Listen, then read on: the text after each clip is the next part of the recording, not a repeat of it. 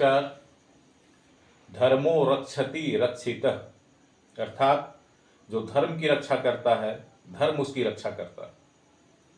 आज मैं आप सबों के समक्ष प्रस्तुत हूँ अपने बच्चों को अध्यात्म से कैसे जोड़ें इस विषय को लेकर के।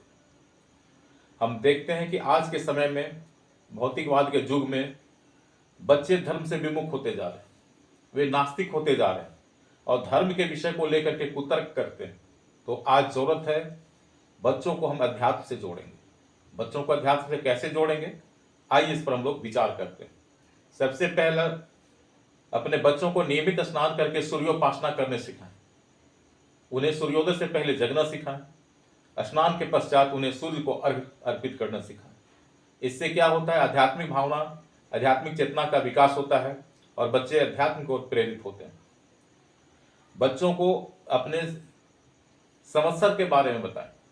जैसे इस वर्ष 2082 संवत्सर चल रहा है, इसका नाम कालयुग संवत्सर है। बच्चों को महीने के बारे में बताएं। जैसे अभी आश्विन मास चल रहा है, बच्चों को पक्ष के बारे में सिखाएं। कृष्ण पक्ष और शुक्ल पक्ष क्या होता है इसके बारे में बताएं। बच्चों को तिथि के बारे में बताएं। बहुत से बच्चे लोग हिंदी महीना के तिथि को नहीं समझ पाते हैं, अंग्रेजी महीने के वो तारीख को फटाफट बता देंगे, लेकिन हिंदी महीने की जो तिथियां होती है, चतुर्दशी तिथि, पंचमी तिथि, सप्तमी तिथि, ये वो नहीं जानते। तो उन्हें तिथि का ज्ञान दें, संवत्सर का ज्ञान दें, मास का ज्ञान दें, ये बहुत ही आवश्यक है। अपने बच्चों को हम गोत्र की जानकारी दें।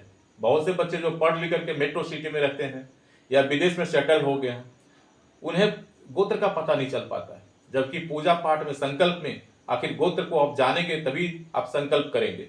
इसलिए जरूरी है अपने बच्चों को हम गोत्र के बारे में बताएं। समय समय पर बच्चों को दान करने सिखाएं।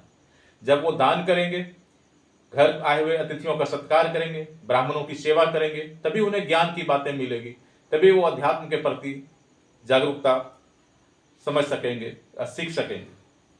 अपने बच्चों को हम अपने पूर्वजों की 3 पीढ़ी को बताएं।